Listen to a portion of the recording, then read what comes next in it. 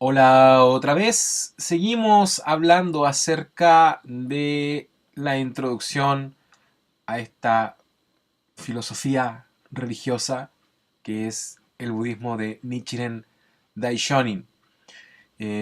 Ahora vamos a hablar acerca de algunos términos y conceptos budistas. Y el primero de ellos es los 10 estados. Los 10 estados, Jikai, indican 10 condiciones en las que una entidad de vida se manifiesta en el curso del tiempo. El factor primordial de los 10 estados es la sensación subjetiva experimentada por el yo en las profundidades de cada vida individual. Los 10 estados son: 1.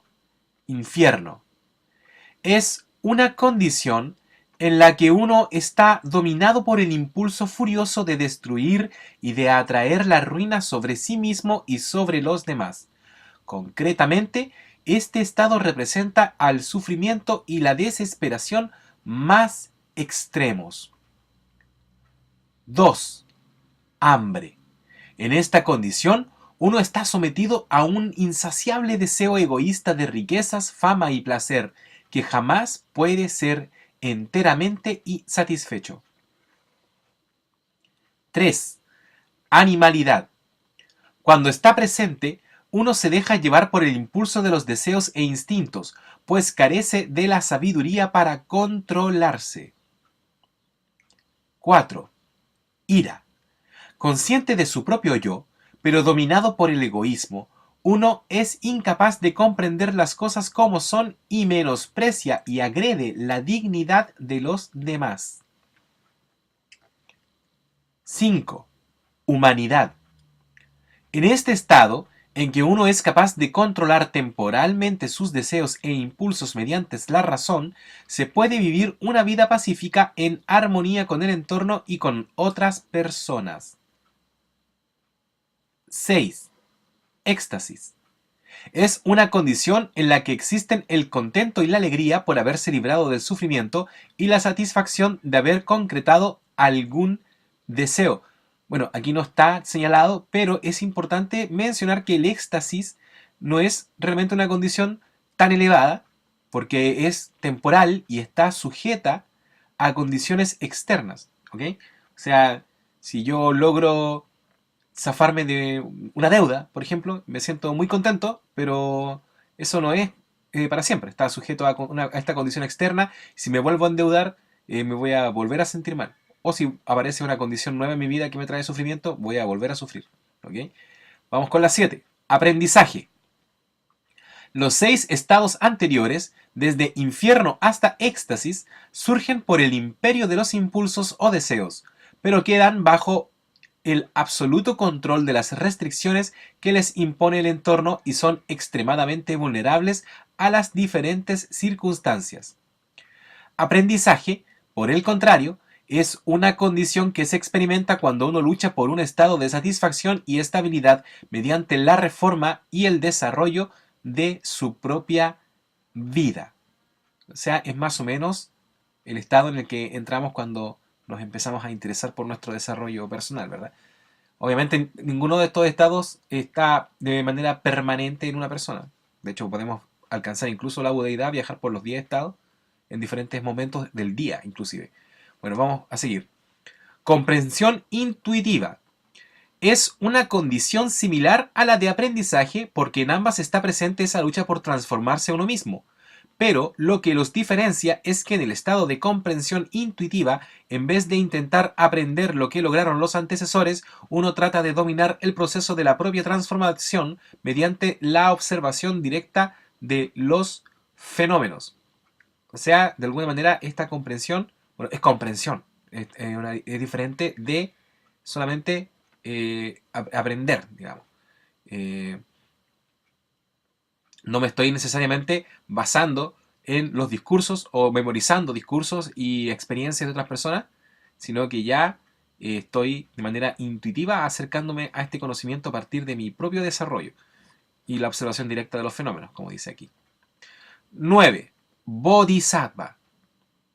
Es un estado signado por la misericordia en el que el individuo se dedica a la felicidad de los demás, aunque esto implique algunos sacrificios. Las personas de aprendizaje y comprensión intuitiva tienden a carecer de misericordia y a llegar a extremos en la búsqueda de la propia perfección. Por el contrario, un bodhisattva descubre que ese camino hacia la perfección radica en la acción misericordiosa de salvar a otros del sufrimiento. Bueno, en otras conversaciones definimos con frecuencia al bodhisattva como un estado donde el ser humano se dedica a su propia felicidad y a la de los demás, que me parece muy importante señalarlo. De hecho, yo en lo personal, eh, bueno, no estoy criticando el texto, es un tema de lenguaje, pero yo evito usar la palabra sacrificio, ¿ok? Porque no, obviamente, si renunciamos a nuestra felicidad completamente para facilitar la felicidad de otra persona y eso nos vuelve infelices, entonces esa clase de sacrificio, de hecho, no es realmente muy budista y también está buscando otro tipo de satisfacción, que es un poco más sutil, un poco más compleja. Ya, vamos a seguir. 10, el estado de Buda, el estado máximo, ¿cierto? Esta condición se alcanza cuando uno logra la sabiduría de percibir la realidad última de su propia vida y adquiere la infinita misericordia de dirigir constantemente sus acciones hacia objetivos benevolentes. Cuando desarrolla un yo eterno y una pureza absoluta en su vida que nada puede mancillar. La budeidad es un estado ideal que se puede alcanzar a través de la práctica budista. Sin embargo, ya que ninguna condición de vida es estática, la budeidad no debe ser considerada el objetivo final. Por el contrario, es algo que uno experimenta en la profundidad de su ser al tiempo que continúa actuando con benevolencia en su vida diaria. En otras palabras, la budeidad se manifiesta diariamente en la conducta del bodhisattva, buenas acciones y actos misericordiosos.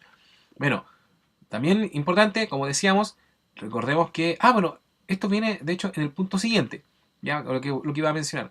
Pero de todas maneras recordemos que hemos mencionado en otros puntos y en otros audios que el estado de budeidad ya existe de manera latente, ¿ok? Ya eres un Buda. Y en realidad más que desarrollarlo, tienes que verlo en ti, ¿ok? Bueno, ahí vamos a seguir viendo más información a medida que avancemos. La posesión mutua de los 10 estados. Significa, en esencia, que cada uno de los 10 estados de la vida posee el potencial de manifestarse y de manifestar a su vez a los otros 9. La vida no permanece estable en uno u otro de los 10 estados, sino que puede manifestar cualquiera de ellos, desde el infierno hasta la budeidad, en cualquier momento.